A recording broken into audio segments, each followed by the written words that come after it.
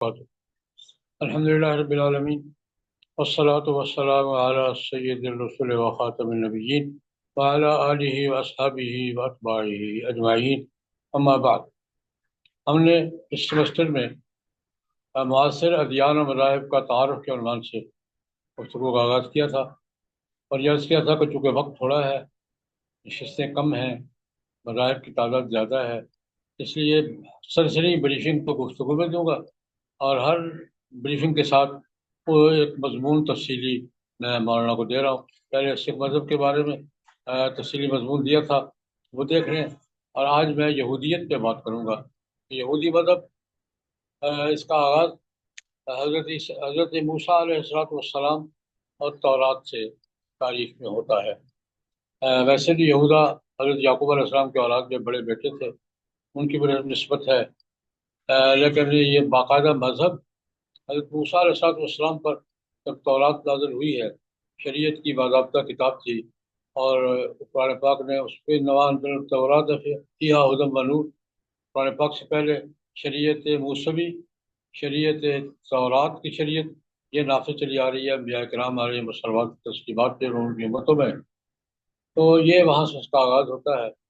جناب نبی کریم صلی اللہ علیہ وسلم کی بعثت کے وقت یہودی مدینہ میں تھے اور خیبر میں تھے، عرب دنیا کے حوالے سے۔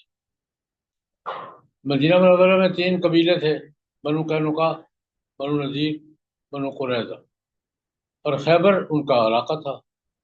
نبی کریم صلی اللہ علیہ وسلم کو یہودیوں کے ساتھ واسطہ سب سے پہلے پیش آیا ہے یہ مدینہ منورہ۔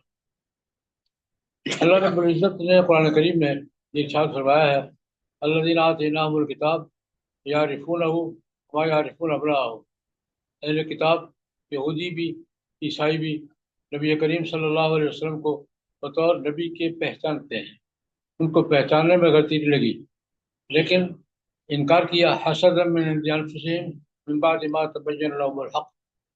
ان کو اس بات کا غصہ آیا، یہودیوں کو بھی عیسائیوں کو بھی، کہ یہ بنی اسماعیل میں کیوں آئے ہیں، بنی اسرائیل میں کیوں نہیں آئے۔ اس کو قرآن پاک نے تعبیر کیا، حسدا من عند انفسہم من بعد ما تبین لہم الحق۔ اور قیصر روم نے حضرت ابو سفیان کے ساتھ مکالمے میں یہ کہا تھا کہ وہ عیسائی تھا، اس نے کہا تھا کہ مجھے بھی انتظار تھا اس پیغمبر آخر الزمان کا، اور مجھے لگتا بھی پیغمبر ہی ہے، لیکن مجھے یہ توقع نہیں تھی کہ تم امیوں میں آ جائے گا۔ یہ حسد کی بنیاد پر انہوں نے انکار کیا، ورنہ نبی کریم صلی اللہ علیہ وسلم کو بطور نبی پہچاننے میں نہ عیسائیوں کو غلطی لگی ہے، نہ یہودیوں کو غلطی لگی ہے۔ یہودی نبی کریم صلی اللہ علیہ وسلم کے ساتھ یہودیوں کے ساتھ تعلقات کا آغاز وہاں میثاق مدینہ سے ہوا ہے۔ رسول اللہ صلی اللہ علیہ وسلم نے مدینہ منورہ کی طرف ہجرت سے پہلے 2 سال گراؤنڈ ورک کیا ہے۔ یہ حضور کے ہاتھ پر جو بیعت ہوئی تھی، بیعت عقبہ اولیٰ، بیعت عقبہ ثانیہ، اس میں اوس اور خزرج کے نمائندے یثرب سے آ کر حضور سے ملے ہیں۔ انہوں نے حضور کو یثرب آنے کی دعوت دی ہے، لیکن حضور نے 2 سال تقریباً گراؤنڈ ورک جس کو کہتے وہ کیا ہے، نمائندے مقرر کیے ہیں، 12 نقیب مقرر کیے ہیں، جن میں عبادہ بن صامت رضی اللہ تعالیٰ عنہ بھی ہیں، دوسرے بھی ہیں، کہ جا کے کام کرو۔ انہوں نے 2 سال وہاں محنت کی ہے، اور پھر نبی کریم صلی اللہ علیہ وسلم تشریف لائے ہیں، تو وہاں کے 3 یہودی قبائل، 2 یہ قبائل اوس اور خزرج، اور باقی قبائل کے ساتھ ایک میثاق طے ہوا تھا، جس کے تحت رسول اللہ صلی اللہ علیہ وسلم کی حکومت قائم ہوئی، سب نے تسلیم کی، اور ایک باہمی بقائے باہمی کا اور باہمی معاملات چلانے کا ایک معاہدہ میثاق مدینہ کے نام سے معروف ہے، ریکارڈ پر موجود ہے۔ ہمارے تعلقات کا آغاز یہودیوں کے ساتھ میثاق مدینہ کی صورت میں۔ اللہ کی قدرت، یہود مدینہ نے اس میثاق مدینہ کی خلاف ورزی کی۔ پہلے بنو قینقاع، جنہوں نے نبی کریم صلی اللہ علیہ وسلم کو شہید کرنے کی سازش کی، اور وہ سازش ثابت ہوئی تو ان کو جلا وطن کیا گیا۔ پھر بنو نذیر، ان کا اجلاء قرآن پاک میں سورہ حشر میں تفصیل کے ساتھ۔ پھر بنو قریظہ، غزوہ احزاب میں انہوں نے مسلمانوں کے ساتھ غداری کی، اس کے نتیجے میں یہ تینوں قبیلے یکے بعد دیگرے مدینہ منورہ سے جلا وطن ہوئے۔ یہ پھر ان میں سے اکثر چلے گئے خیبر، खैबर इनकी हुकूमत थी, इनकी रियासत थी। नबी करीम सल्लल्लाहु अलैहि वसल्लम ने कुरैश के साथ हुदैबिया के मुआहदे के बाद खैबर का रुख किया और खैबर का मुहासरा कर लिया। उसके पीछे भी यहूदियों की गद्दारियाँ और हरकतें थीं। उस मुहासरे में नबी करीम सल्लल्लाहु अलैहि वसल्लम ने खैबर को फतह किया।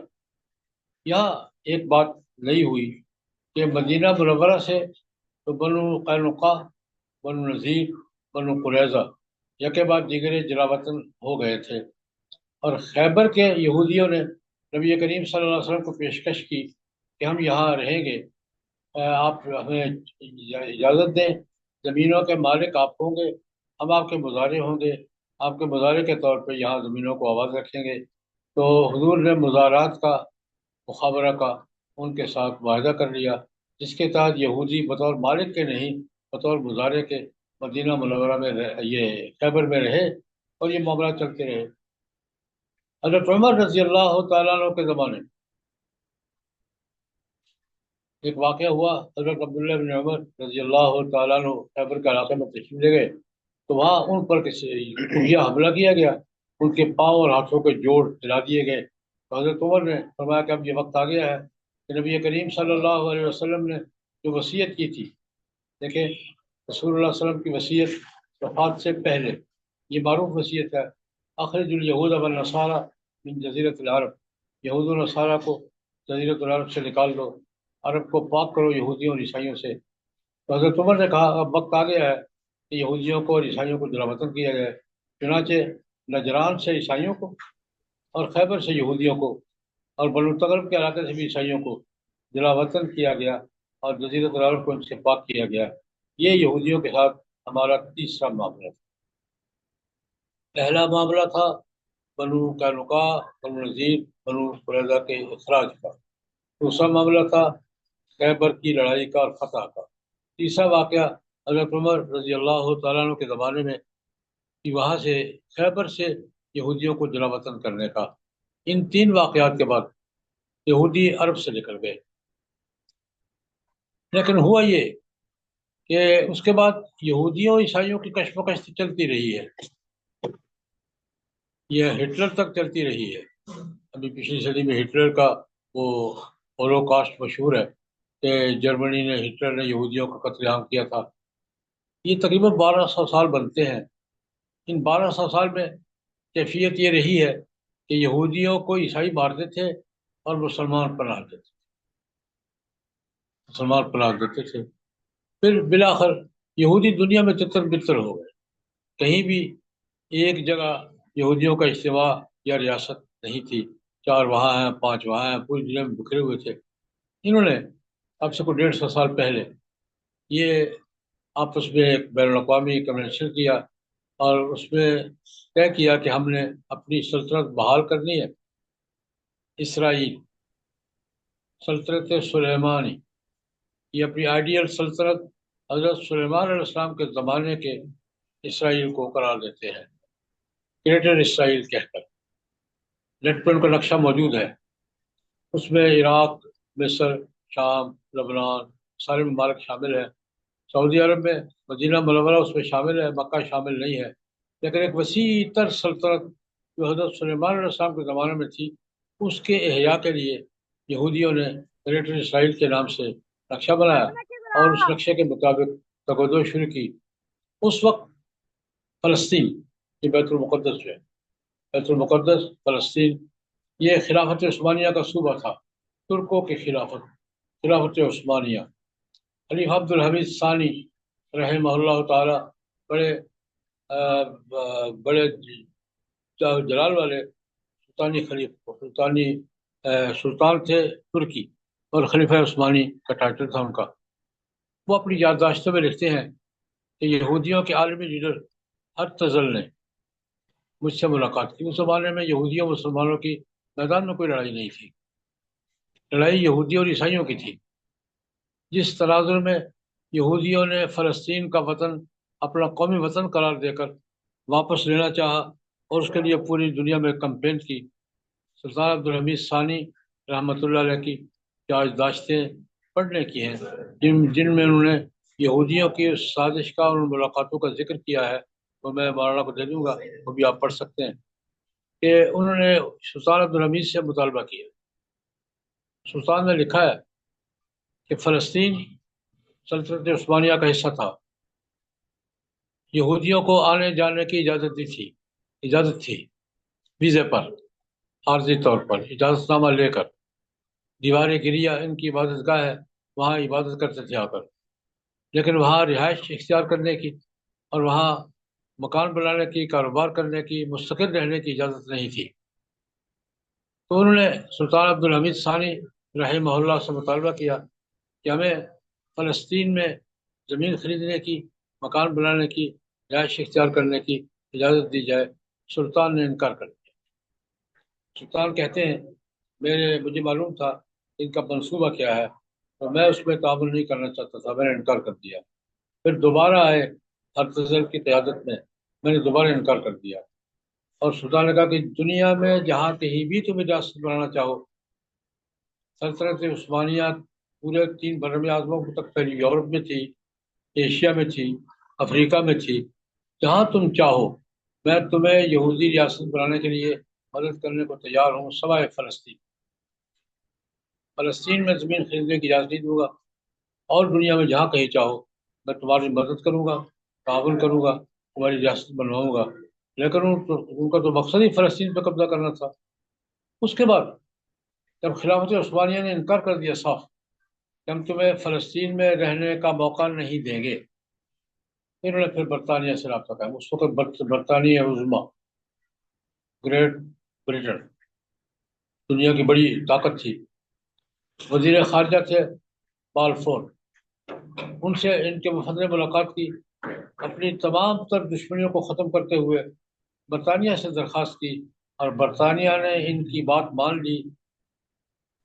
بالفور ڈکلریشن مشہور ہے، نیٹ پہ موجود ہے، کہ وزیر خارجہ برطانیہ عظمیٰ کے وزیر خارجہ بالفور نے ان کے 2 مطالبات تسلیم کر لیے تھے۔ ایک یہ کہ ہم فلسطین کو یہودیوں کا قومی وطن تسلیم کرتے ہیں، یہودیوں کی فلسطین میں واپسی کا حق تسلیم کرتے ہیں، اور ہمیں اگر موقع ملا، کبھی کسی موقع پر ہمیں موقع ملا تو ہم یہودیوں کو فلسطین میں آباد ہونے اور قومی ریاست قائم کرنے میں مدد دیں گے۔ یہ تھا اعلان بالفور ریگولیشن، یہودی اور عیسائیوں کا معاہدہ، جس کے تحت پھر صورتحال بدلنا شروع ہو گئی۔ اب صورتحال پہلی جنگ عظیم میں صورتحال یہ تھی، ایک طرف جرمنی تھا ہٹلر کی قیادت میں، ہٹلر تو بعد میں آیا، جرمنی تھا، اور اس کے ساتھ مقابلہ تھا برطانیہ، فرانس وغیرہ سے۔ خلافت عثمانیہ جرمنی کے ساتھ تھی اس وقت، پہلی جنگ عظیم میں خلافت عثمانیہ جرمنی کے ساتھ تھی۔ جرمنی کو شکست ہوئی تو خلافت عثمانیہ کو بھی شکست ہوئی۔ جس طرح فاتحین نے جرمنی کو تقسیم کیا، اس میں مداخلت کی، خلافت عثمانیہ کے صوبے بھی چھین لیے۔ مصر فرانس کے پاس چلا گیا، فلسطین برطانیہ کے پاس چلا گیا، الجزائر فرانس کے پاس چلا گیا۔ یہ انہوں نے قبضے کیے، اور یہ بندر بانٹ میں فلسطین برطانیہ کے حصے میں آ گئی۔ برطانیہ کا وائسرائے آ کے بیٹھ گیا، اس نے پھر دنیا بھر میں اعلان کیا کہ ہم یہودیوں کو فلسطین میں آنے کا حق دیتے ہیں، فلسطین کو یہودیوں کو قومی وطن تسلیم کرتے ہیں، ان کا واپس آ کر فلسطین کا نظام سنبھالنے کا حق تسلیم کرتے ہیں۔ اور وہ قانون جو تھا کہ یہودی فلسطین میں زمین نہیں خرید سکتے اور مکان نہیں بنا سکتے اور رہائشی اختیار نہیں کرتے، وہ منسوخ کر دیا گیا۔ اس پر دنیا بھر سے یہودیوں نے آ کر فلسطین میں زمینیں خریدنا شروع کی۔ اس پرانے کتاب کے خریدتے خریدتے ایک وقت آئے گا کچھ عرصے کے بعد کہ ہم اس پوزیشن میں ہوں گے کہ فلسطین کی تقسیم اور اسرائیل کے قیام کے لیے ہم کوئی مطالبہ کر سکیں۔ بتاتے ہیں اس وقت فلسطین میں یہودیوں کی آبادی 5-6% تھی۔ 5-6% آبادی تو اپنے لیے وطن کا مطالبہ نہیں کر سکتی۔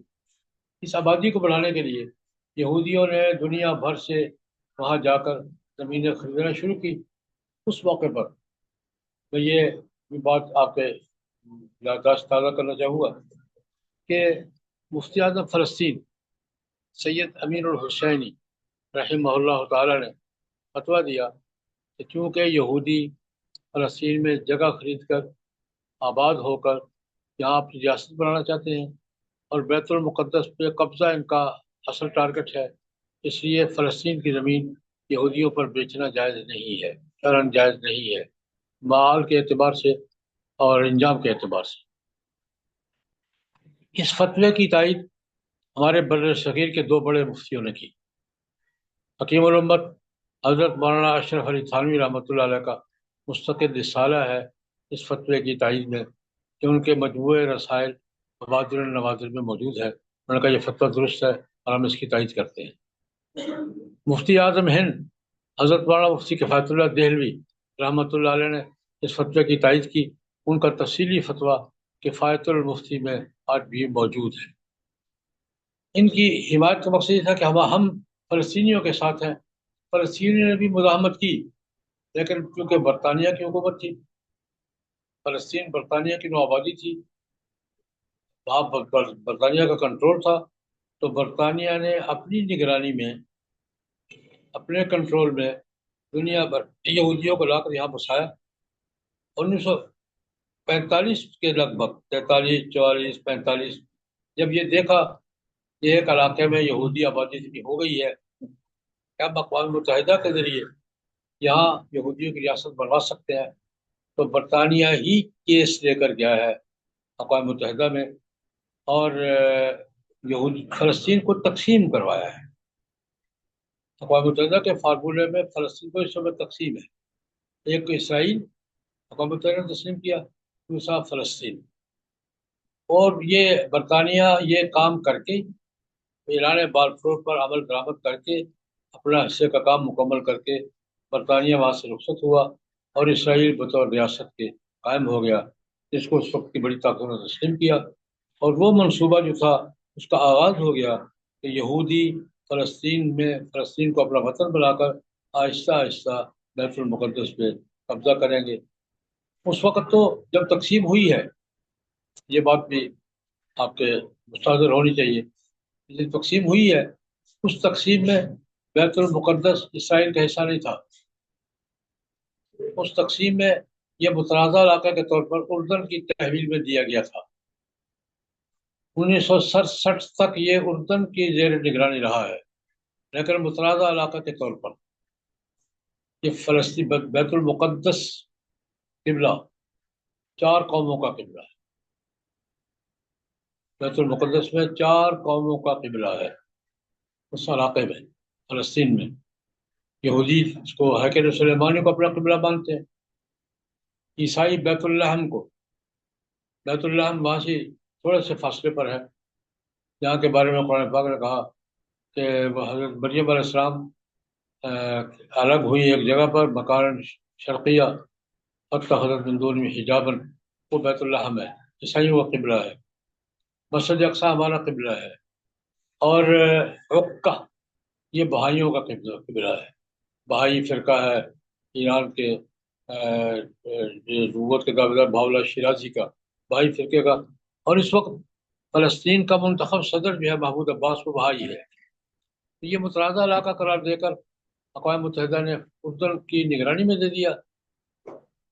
یہ پھر اسرائیل نے سن 67 کی جنگ میں اردن سے چھینا ہے۔ یہ میں نے اب تک یہودیوں کا ہمارے ساتھ جھگڑے کا، اب مسئلہ کیا ہے؟ اب تازہ صورتحال ہے، فلسطین کی جنگ جاری ہے، غزہ کی جنگ جاری ہے۔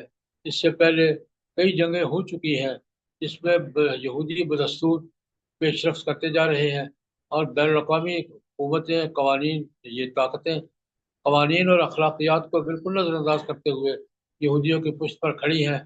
عالم اسلام جو مسجد اقصی کے حوالے سے اپنی ذمہ داری ہے عالم اسلام کی کہ وہ فلسطینیوں کی پشت پناہی کرے، وہ نہیں کر رہا، مسلمان حکومتیں نہیں کر رہی، اور مسلمان حکومتوں کو جو کردار ادا کرنا چاہیے تھا وہ نہیں کر رہی۔ امت مسلمہ فلسطینیوں کے ساتھ ہے، مسلم حکمران فلسطین کے ساتھ نہیں ہیں۔ اب اس صورتحال میں ہم پھنسے ہوئے ہیں، لیکن یہودیوں کے ساتھ ہمارے ماضی کے تعلقات کا تناظر یہ ہے، اس تناظر میں اس وقت یہودی سازشیں اور مغربی طاقتیں بیت المقدس کو یہودیوں کا قبلہ بنوانے کے لیے اپنے پورے داؤ پیچ برت رہی ہیں، اور بین الاقوامی ادارے ان کو سپورٹ کر رہے ہیں۔ اس صورتحال میں عالم اسلام کی ذمہ داری یہ ہے کہ وہ فلسطینی مظلوموں کا ساتھ دے اور مسجد اقصیٰ کی آزادی کے لیے جو ملت اسلامیہ کا فرض ہے وہ ادا کرے۔ تو میں نے یہودیوں کے ساتھ اپنے تعلقات کا مختصر خلاصہ آپ کے سامنے عرض کیا ہے۔ تفصیلات میں دو تین مضمون مولانا کو دیتا ہوں، اس میں موجود ہے، مطالعہ فرمائیں اور کوشش کریں اس آواز کو جتنا زیادہ پھیلا سکیں۔ اللہم صلی علی سیدنا محمد النبی الامی وآلہ وصحبہ وبارک وسلم۔